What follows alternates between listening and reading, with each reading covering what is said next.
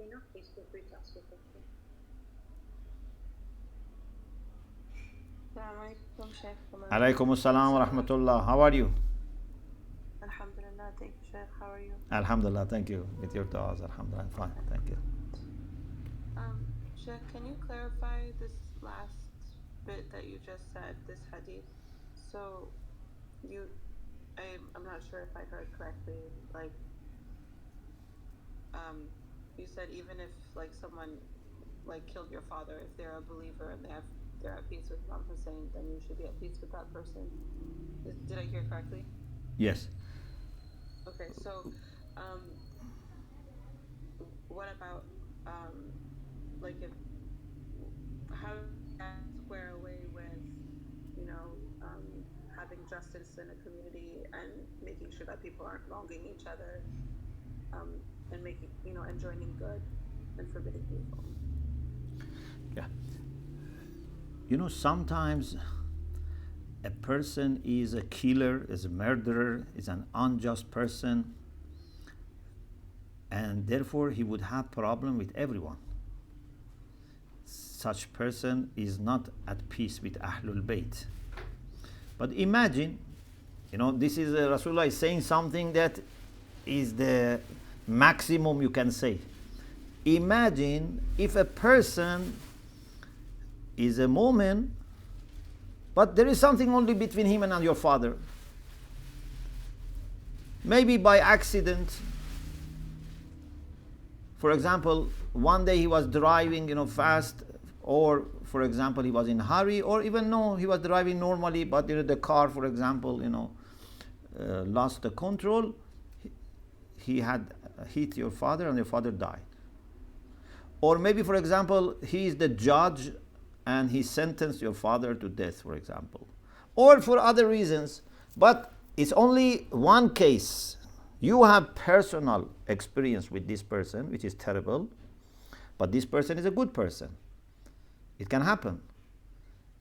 You should not let that become enmity. In the time of Rasulullah, there were people that had to fight even members of their family,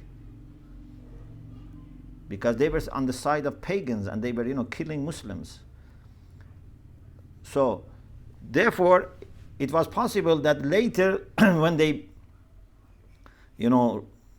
become Muslims, then they had already been fighting Muslims, or Muslims had been, fighting them. In Dua note, we say, فَأَوْدَعَ قُلُوبَهُمْ أَحْقَادًا بَدْرِيَّةً وَخَيْبَرِيَّةً وَحُنَيْنِيَّةً وَغَيْرَهُنَّ. So Amir al-Mu'mineen had to kill some of these people. If they became mu'min, they would not feel bad about Imam Ali. They say, he had to do this. If they were not good people, they developed haqd for Amir al-Mu'mineen. Some people in Badr, some people in Khaybar, some people in Hunayn, some people in other places, غَيْرَهُنَّ. They deposited hatred towards Imam Ali because Imam Ali had killed their father or brother, or etc. But did Imam Ali do zulm? No. This is something personal. You have a bad memory, but you should not let this affect your relation with Imam. Or if a follower of Imam Ali does this. So, we are not saying that if people are doing zulm to people, ignore them as long as they are Shia. No. We mean that if someone is on the right track, is doing good things, is at peace with Ahlul Bayt, obedient to Ahlul Bayt, serving their cause, but I have a personal problem with this person. For example, maybe this person, married to some of my relatives, and we have issue with it. Or this person in business, we had this agreement. But everyone says he's a good person. The idea is this, the bottom of the idea, the root of the idea is that don't let personal problems affect seeing the large picture. If someone is on the right track, in the right camp, and overall is serving the cause, forget your personal problems. It can be a family member, it can be a neighbor, it can be a member of community that they have personal issues. They should not let this damage the whole thing. As I said, in the football, the same. Like, you don't let these things come and affect your play. The coach says no. You should play with everyone equally and with love. Thank you. Your question was very good for clarification. Thank you very much. Jazakallah, that was very helpful. May Allah bless you. We have a question in the chat box. Salam Sheikh, thank you. Alaikum What's the reason for saying salam 100 times and Latin 100 times in the Ziyarat?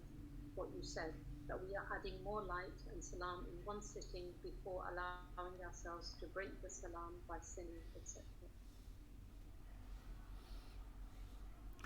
Yeah, so when we repeat, it's not in reality repeating.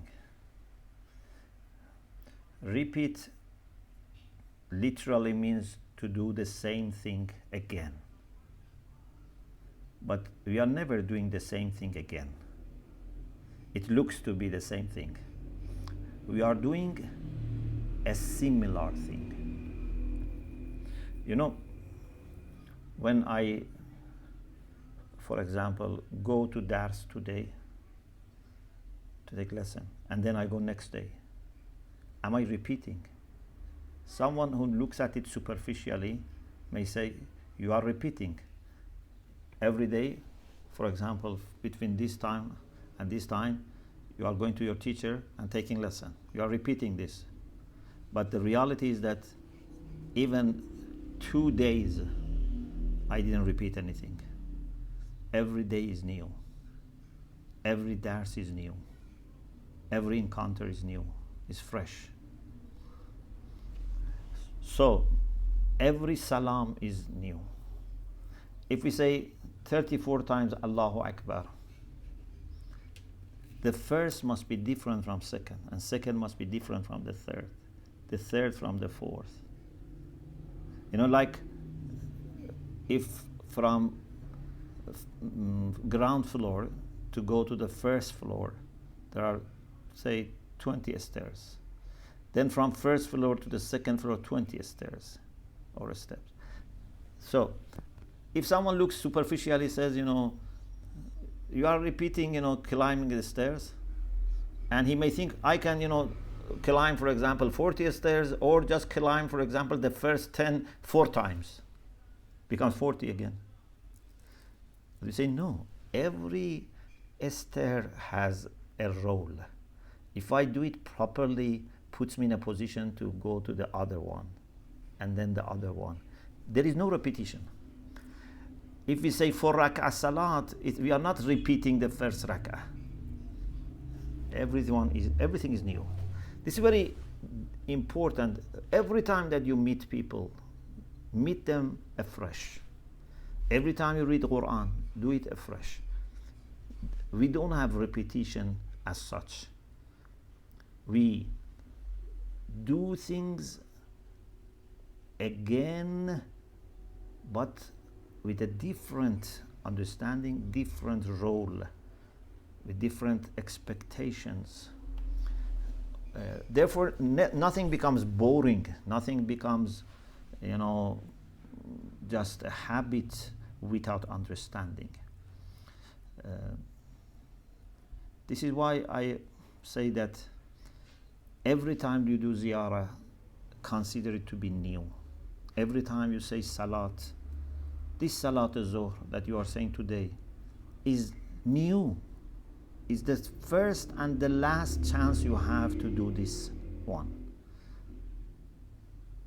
It's never going to be repeated. The first time and the last time you are saying this salam and salat. So repetition of 100 salam or 100 land means building upon it so that it becomes very established and becomes very permanent.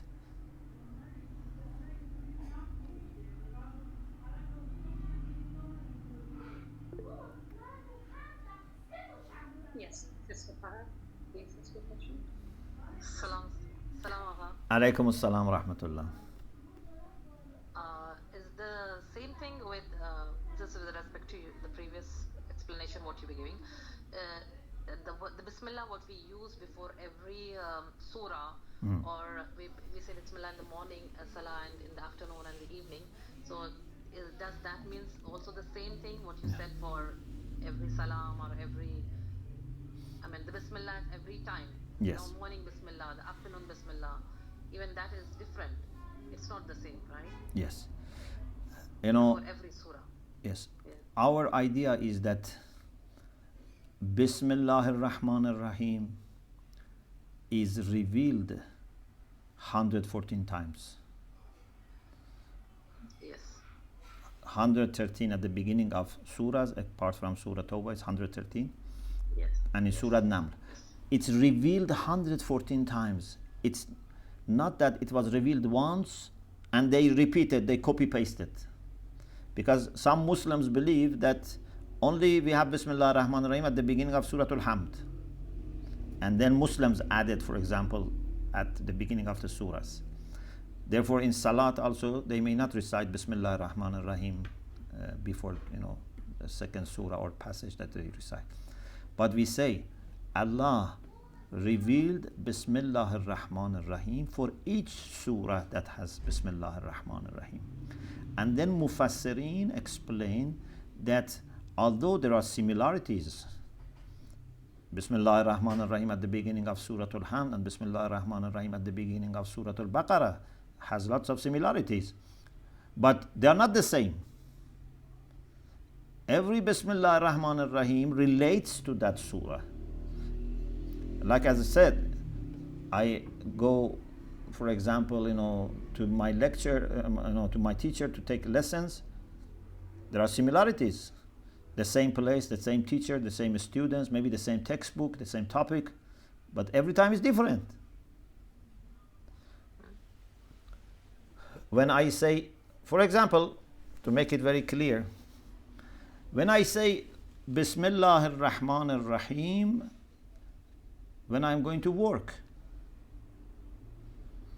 and when I say Bismillah ar-Rahman ar-Rahim, when I am eating, they have different meanings. When I go to the work and say Bismillah ar-Rahman ar-Rahim, I want to then bring Rahmah of Allah in the form of Rahmaniyya and Rahimiyya to me, my work, my colleagues, my clients. It has lots of implications how I should work in that environment so that I can make Rahmaniyya and Rahimiyya of Allah more present in that environment. But when I say Bismillah ar-Rahman when I am eating, then how I should bring Rahmaniyya and Rahimiyya of Allah to the food that I use, the people who produce the food, the animals, the plants that were used to make this food, the people with whom I am sharing the food, with the people who don't have food and I have food. This Bismillah ar-Rahman ar-Rahim should clarify for me many things here. So there are similarities, but every time has its own condition. Yesterday in reflections on Surah Ar-Rahman, I talked about كُلَّ يَوْمٍ هُوَ فِي شَأْنٍ. It just uploaded a few hours ago, you can listen. What does it mean that Allah is every day in a condition? Allah is not doing things all the time, like repeating. He does things with newness. Yes, there are general patterns, there are sunan of Allah, there are general universal patterns, but everything is new. Like for example, a person that knows how to make carpets, for example, but every time does a new carpet, new design, new purpose, new maybe color, new materials, but the general way of making carpet is the same.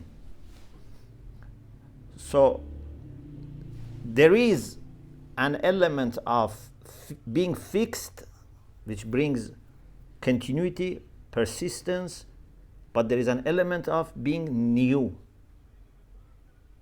And Yes. yeah, so we should have this too. MashaAllah. Very nice. It was very good explanation. Thank you. Jazakallah. Thank you very much. Ahsantum.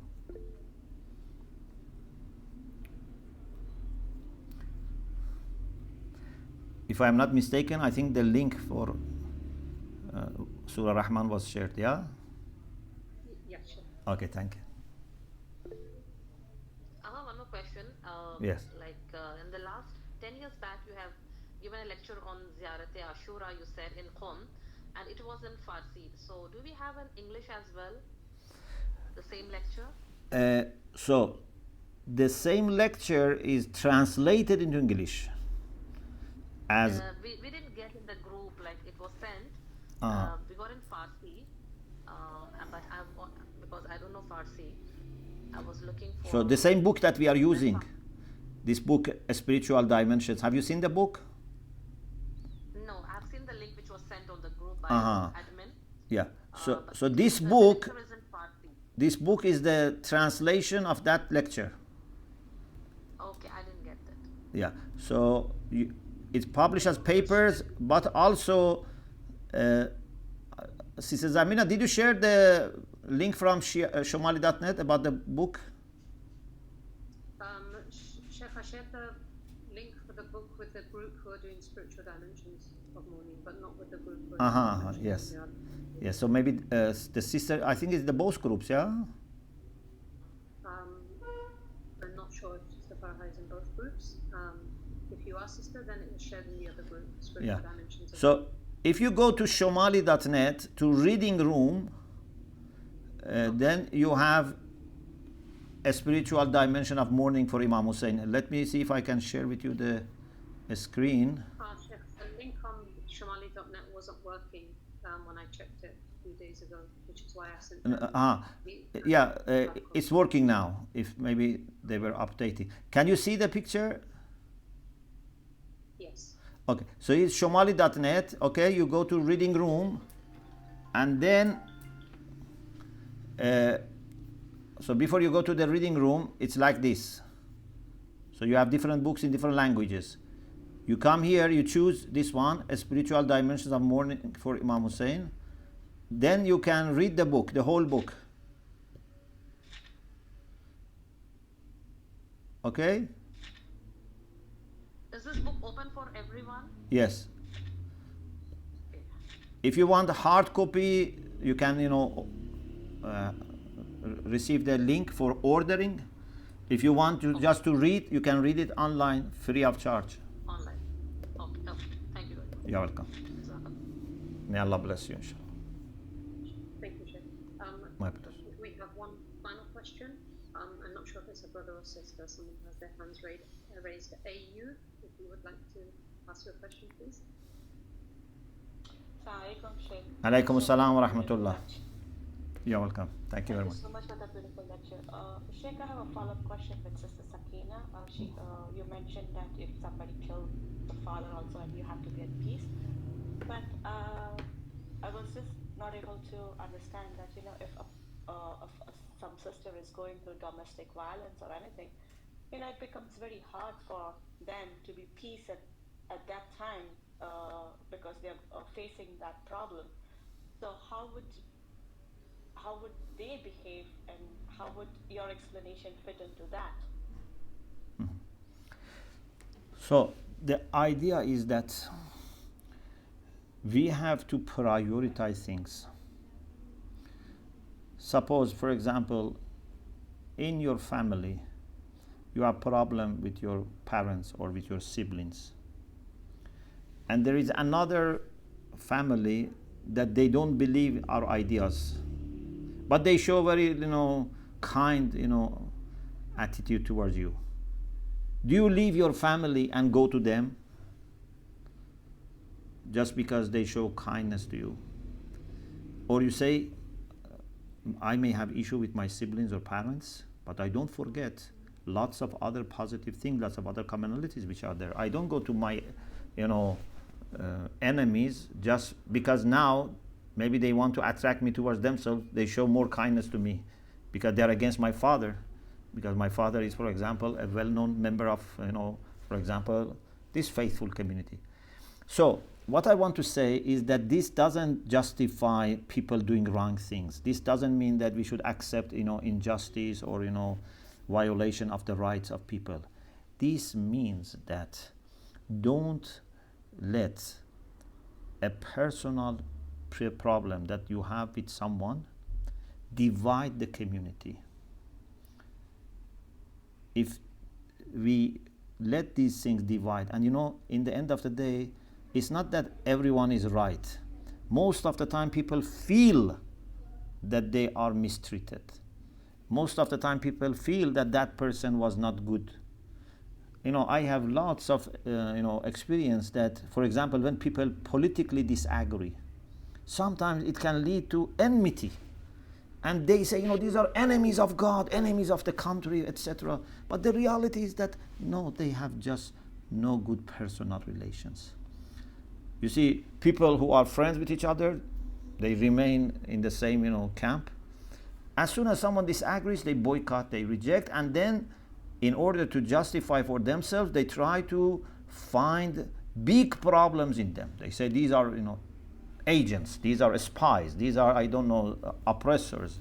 So, if we don't block this somewhere, then it easily will be extended. So, Rasulullah wants to say, okay, suppose the maximum is that there is a personal problem with this person and your family. Okay. Don't let this affect the community and divide the community. That needs to be dealt with. Definitely Allah is on the side of the oppressed. Rasulullah is on the side of the oppressed.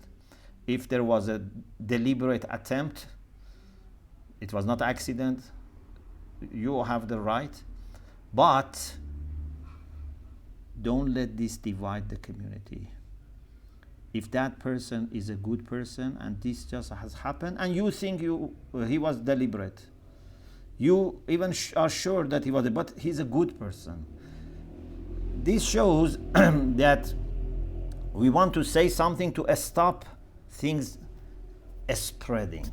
Because if people go after their interpretations, believe me, most of people, don't accept very few. Most of people find ways to boycott each other, to reject each other, to feel bad about each other, and to feel surrounded by bad people because of their personal problems, their personal experiences. Even maybe they have met 5 people who were not good. Then they think the whole community is like this. So we want to say belonging to the camp of the truth is higher than personal issues, without justifying mistakes of people or bad actions or decisions of people.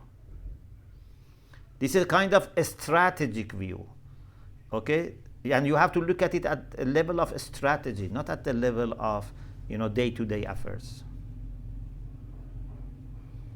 Thank you so much for the clarification. Thank you. May Allah bless you. Just this example came to my mind. For example, Iran and Iraq. For 8 years, there was war.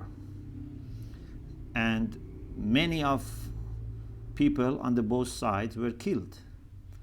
And everyone knows that Iran was attacked by, Saddam Hussein and his army. But Iran, after Saddam Hussein, could keep that bad memory that the Iraqis were killing us. They owe us lots of money according to United Nations. And keep this as something to affect even the relation with the poor Shia there, who were themselves oppressed by Saddam Hussein. Yeah, you can look at it, a small way. Okay, there were Shia in the army of Saddam because, many of the people were forced to go to the army. So these people were literally also there, some of them, not all of them, some of them. But don't let these things affect your understanding. Look at large picture. Now Iran and Iraq are 2 close friends. We are two nations that love each other. Yeah?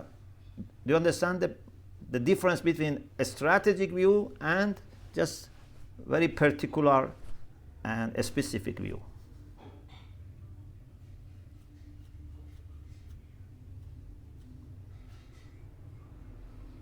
Thank you very much for answering the questions. Okay, if there is no question, maybe we can end with a quick dua, inshallah. بسم الله الرحمن الرحيم اللهم صل على محمد وآل محمد اللهم كل وليك الحجة ابن الحسن صلواتك عليه وعلى آبائه في هذه الساعة وفي كل ساعة وليا وحافظا وقائدا وناصرا ودليلا وعينا حتى تسكن أرضك طوعا وتمتعه فيها طويلا وامنن علينا برضاه وهب لنا رأفته ورحمته ودعاءه خيرا اللهم صل على محمد وآل محمد اللهم اشف مرضانا اللهم اقض حوائجنا اللهم يسر أمورنا اللهم انصر الإسلام وأهله واخذل الكفر وأهله واخذل النفاق وأهله اللهم اجعل عواقب أمورنا خيرا برحمتك يا أرحم الراحمين. التماس دعاء. التماس دعاء. التماس في God أمان. bless you and your family. Thank you very much. Thank you.